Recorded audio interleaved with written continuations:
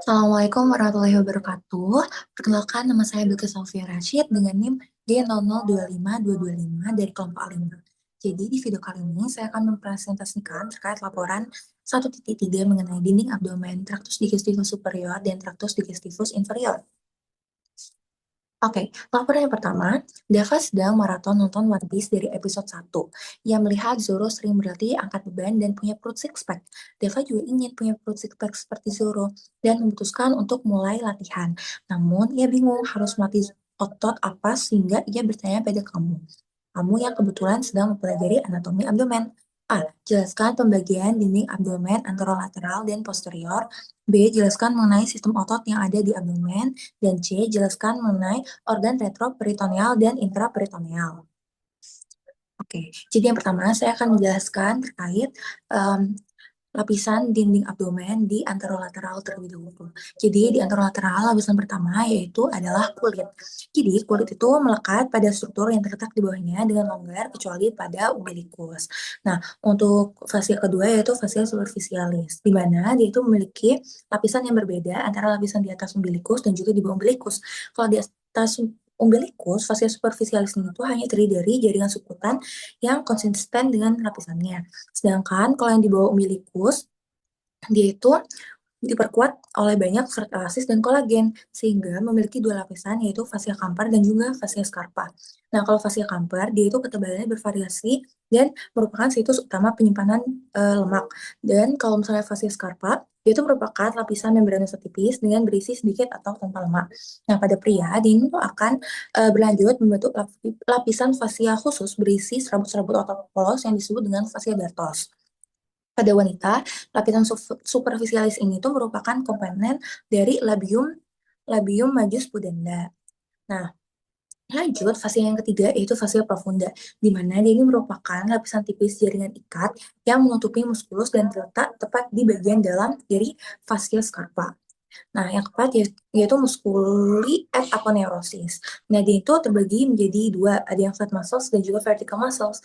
Kalau flat muscles itu ada musculus obliquus externus yang dibatasi oleh ligamentum inguinale, lalu ada musculus obliquus internus abdominis, musculus transversus abdominis. Kalau vertical muscles itu ada musculus rectus abdominis yang ada tiga intersectionis tendinae yaitu processus xiphoideus, umbilicus dan juga diantaranya. Juga ada musculus pyramidalis di mana kalau vertical muscles ini tuh akan dilapisi oleh vagina musculi recti. Nah, selanjutnya dinding abdomen anterolateral itu urutan fat muscle dari superficial ke profundanya. Pertama itu musculus obliquus externus abdominis, kedua musculus obliquus internus abdominis, dan yang terakhir itu musculus transversus abdominis. Nah, selanjutnya, fascia kelima yaitu fascia transversalis, di mana dia itu merupakan lapisan berkelanjutan dari fascia profunda yang memagari kavitas abdominalis dan berlanjut ke kavitas pelvis. Nah, dia ini paling terlihat pada sebelah dalam dari musculus transversus abdominis. Yang keenam yaitu fascia extraperitonealis, di mana dia ini memisahkan fascia transversalis dengan peritoneum. Nah, dia ini berisikan jaringan lemak. Fascia ini ke arah sisi anterior disebut preperitoneal, sedangkan ke arah posterior disebut retroperitoneal. Dan juga terdapat viscera retroperitoneal dan juga viscera intraperitoneal. Yang ketujuh yaitu peritoneum parietale. Peritoneum itu dibedakan menjadi dua, peritoneum parietale dan juga peritoneum viscerale. Kalau misalnya parietale, dia itu lapisan yang melapisi bagian dalam dinding abdomen dan menjadi bagian dari dinding abdomen. Kalau peritoneum viscerale, ini lapisan peritoneum yang melapisi langsung permukaan organ viscera abdominis. Baik sebagian permukaan organnya maupun seluruh permukaan organ yang disebut organ intraperitoneal. Kalau yang sebagian itu retroperitoneal. Nah, lanjut. Oke, selanjutnya kalau misalnya dinding abdomen posterior, dia itu ada yang pertama kulit. Yang kedua ada fascia superficialis dorsi. Yang ketiga ada musculus yang terbagi jadi lapisan pertama itu ada musculus obliquus externus abdominis, musculus erector spinae, musculus longissimus dorsi, musculus stratus posterior inferior. Nah, kalau misalnya lapisan ketiga itu ada musculus multifidus, musculus interspinalis, musculus obliquus internus abdominis. Lapisan keempat itu ada musculus quadratus lumborum, musculus iliopsoas, dan juga musculus transversus abdominis. Untuk fascia keempat yaitu fascia extraperitonealis atau jaringan lemak. Dan yang kelima ada peritoneum parietale. Baik, selanjutnya saya akan menjelaskan sistem otot yang ada di abdomen. Jadi ini adalah otot-otot di abdomen kita, namun saya akan menjelaskan 4 otot utama penyusun dari dinding abdomen yaitu musculus obliquus externus abdominis, musculus obliquus internus abdominis, musculus transversus abdominis, dan juga musculus rectus abdominis. Yang pertama, musculus obliquus externus abdominis. Nah, lokasinya dia itu paling superficial di sisi perut. Dia berasal dari 5 sampai 12 tulang rusuk lalu menurun ke arah medial. Fungsinya yang pertama untuk fleksi batang tubuh bersama otot perut lain, lalu yang kedua rotasi tubuh ke sisi berlawanan, seperti contohnya otot oblik kanan memutar tubuh ke kiri. Lalu dia juga untuk fleksi lateral, di mana untuk membengkokkan tubuh ke samping dan juga untuk kompresi abdomen untuk meningkatkan tekanan intraabdomen. Jadi menyusun bagian anterior dinding perut dan juga berkontribusi pada pembentukan inguinal kanal. Lalu yang kedua ada musculus obliquus internus abdominis. Lokasinya dia ini berada di bawah otot obliquus externus, di mana serabutnya itu mengarah ke atas medial berlawanan ke arah dengan obliquus externus. Nah, fungsinya yang pertama untuk rotasi tubuh ke sisi yang sama, contohnya uh, otot oblik kanan memutar tubuh ke kanan. Lalu yang kedua untuk fleksi lateral, yang ketiga untuk membantu fleksi batang tubuh, dan yang keempat untuk kompresi organ perut. Nah, dia ini akan bersama transversus abdominis membentuk conjoint tendon. Lalu yang ketiga ada transversus abdominis. Nah, lokasinya ini merupakan lapisan muskulus terdalam dari otot dinding lateral perut dan serabutnya ini melintang horizontal. Fungsinya yang pertama untuk kompresi kuat pada rongga abdomen yang merupakan fungsi utama, lalu yang kedua untuk menstabilkan tulang belakang dan pelvis atau otot core, lalu dia itu juga membantu ekshalasi paksa. Nah, dia ini berperan penting dalam postur dan juga stabilitas tubuh saat bergerak. Lalu yang keempat ada rectus abdominis.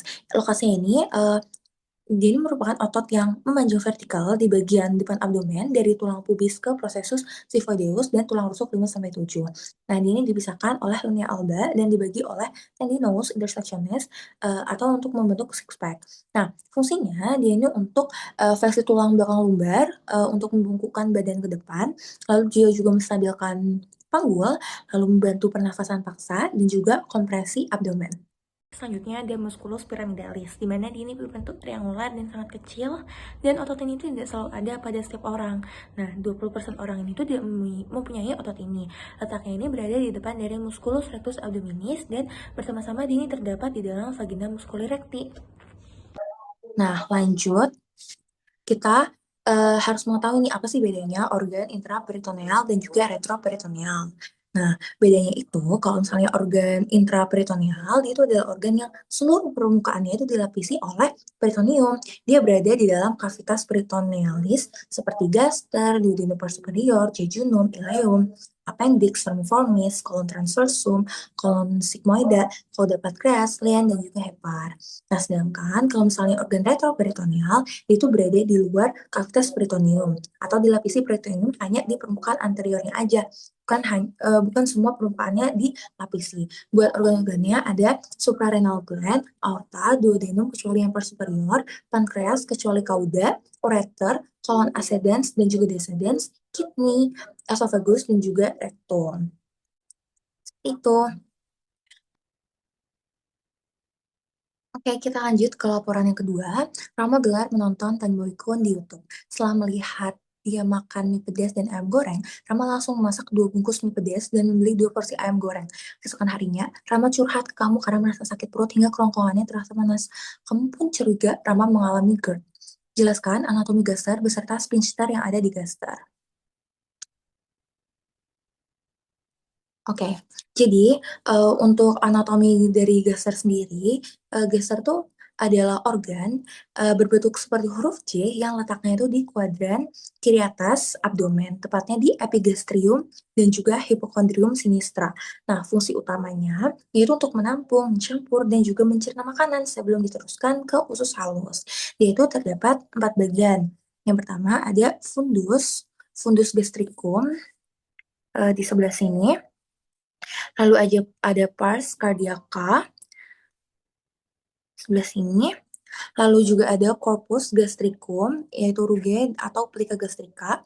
Dan juga ada pars pylorica yang di bagian bawah. Nah, dia ini memiliki gastroesophageal sphincter atau LES yang berada di antara esophagus dan juga gaster, lalu ada musculus sphincter pylori, lalu ada curvatura gastrica mayor yang akan dilekati oleh omentum majus di curvatura yang mayor itu yang ini, lalu juga ada curvatura gastrica minor yang sebelah sini, dia akan dilekati oleh omentum minus. Lalu ada eh, orificium cardiacum yang setinggi vertebrae thoracica 11 dan juga ada orificium pyloricum yang setinggi eh, vertebrae lumbalis 1. Nah, dinding gaster ini memiliki susunan dari luar ke dalam. Yang pertama ada tunica serosa, di mana peritoneum viscerale gaster ini berefleksi menjadi omentum minus ke arah hepar dan omentum majus ke arah kolon, ileum, dan juga diafragma. Lalu yang kedua ada tunica muscularis. Nah, pada regio pylorus menebal menjadi ligamentum eh, pyloricum yang disebut dengan stratum longitudum. Lalu juga ada stratum circularum, di mana pada daerah duodenopyloricae menjadi sangat tebal membentuk musculus sphincter pylorus.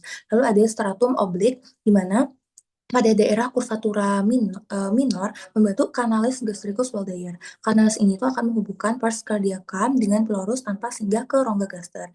Nah, ini tuh terjadi secara reflektoris pada waktu minum saat ventriculus kosong. Sehingga pada orang-orang yang mencoba bunuh diri dengan menelan zat beracun biasanya mengalami kerusakan pada kanalis gastricus. Lalu ada tunica submucosa dan juga tunica mucosa. Nah, selanjutnya, gaster sendiri itu dia itu memiliki dua sphincter. Sphincter yang pertama yaitu uh, lower esophageal sphincter atau LES. Ini juga disebut dengan cardiac sphincter. Nah, di sini untuk lokasinya, dia ini bukan otot anatomi yang jelas, tapi lebih ke sphincter fungsional. Lokasinya antara esophagus dan juga cardiagaster. Fungsinya dia tuh mencegah reflux isi lambung berupa HCl pepsin ke esophagus, lalu dia tuh akan melemah saat menelan agar bolus itu dapat masuk ke lambung. Dan bila melemah, dia itu dapat menyebabkan GERD atau gastroesophageal reflux disease. Nah, sphincter yang kedua yaitu ada pyloric sphincter. Lokasinya di sebelah sini. Nah, dia ini sphincter anatomis yang berupa otot polos cincin yang tebal. Lokasinya antara pylorus atau antrum dan juga duodenum. Fungsinya dia itu untuk mengatur pengosongan lambung, mencegah duodenal reflux, dan hanya membolehkan shim halus masuk sedikit demi sedikit ke duodenum. Nah, jika dia ini terlalu ketat atau hipertrofi, dia itu dapat menyebabkan pyloric stenosis yang sering terjadi pada bayi atau muntah proyektil. Oke. Kita lanjut ke laporan berikutnya. Raka, seorang siswa kelas 11, merasa perutnya sakit sejak pagi. Awalnya, rasa nyeri muncul di sekitar pusar dan hanya terasa seperti kram ringan. Namun, beberapa jam kemudian, nyeri tersebut berpindah ke bagian kanan bawah perut dan semakin tajam. Raka juga merasa mual, hilang nafsu makan, dan ketika teman sekelasnya menekan sedikit area tersebut, rasa sakitnya itu bertambah hebat. Jelaskan letak-letak appendix, letak yang paling umum, cara pengukuran beserta nama garis dan titik pengukurannya. Nah, jadi ini adalah gambaran dari appendix. Nah, untuk bagian-bagiannya, yang pertama itu ada appendix retrocecal, di mana dia ini adalah letak yang paling umum di manusia dan terletak di belakang sekum mengarah ke atas. Lalu yang kedua itu ada appendix post-ileals. Ini letaknya lebih mengarah ke kiri di belakang ileum dan mesenterium. Lalu ada appendix pelvicum, di mana dia ini mengarah ke bawah melewati psoas mayor dengan ujung melebihi tepi atas dari panggul bawah. Lalu yang keempat ada appendix preilealis. Dia letaknya lebih mengarah ke kiri di depan ileum dan mesenterium. Yang terakhir ada appendix subsacchalis. Dia letaknya itu descendens ke caudal. Nah, lanjut di sini kita merupakan gambar di mana kita bisa menentukan di mana letak dari appendix vermiformis. Nah, ini bisa melakukan dua cara. Pertama ada menurut garis Monro-Pitcher dan juga menurut garis Lanz. Kalau misalnya menurut garis Monro-Pitcher, dia dapat diukur dari sias dextra ke umbilicus. Nah, pangkal appendix ini itu terletak 1/3 lateral garis Monro-Pitcher yang disebut sebagai titik McBurney. Lalu yang kedua ada menurut garis Lanz, di mana dia ini diukur dari sias dextra sampai dia sias sinistra, dan ujung appendix itu adalah pada titik 1/6 lateral dari dextra. Seperti itu. Baik, sekian dari saya. Mohon maaf bila ada salah kata maupun sikap. Wassalamualaikum warahmatullahi wabarakatuh.